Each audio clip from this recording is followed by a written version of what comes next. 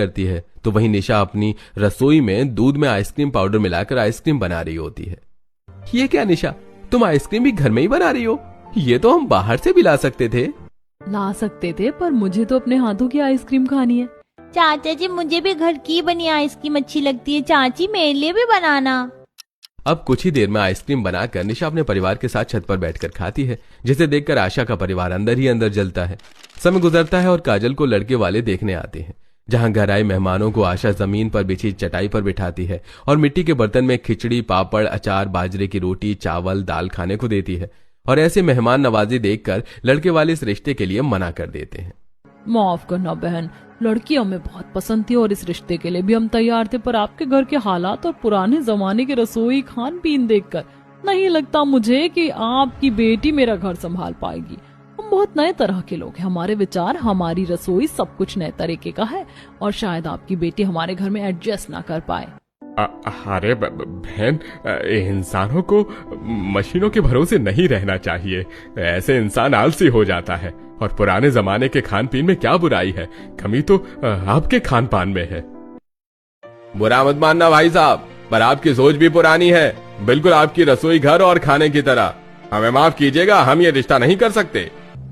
इतना बोलकर लड़के वाले रिश्ते के लिए मना करके चले जाते हैं और काजल रोते हुए इसका दोषी अपने माता पिता को ठहराती है।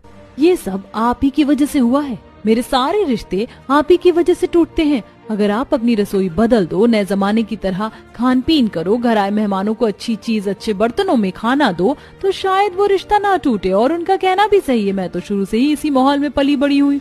मुझे नए जमाने का खाना बनाना ही नहीं आता। मैं सच में नए जमाने की रसोई नहीं संभाल पाऊंगी। देख रहे हैं आप, अब बहू के साथ हमारी बेटी की भी जुबान चलने लगी है।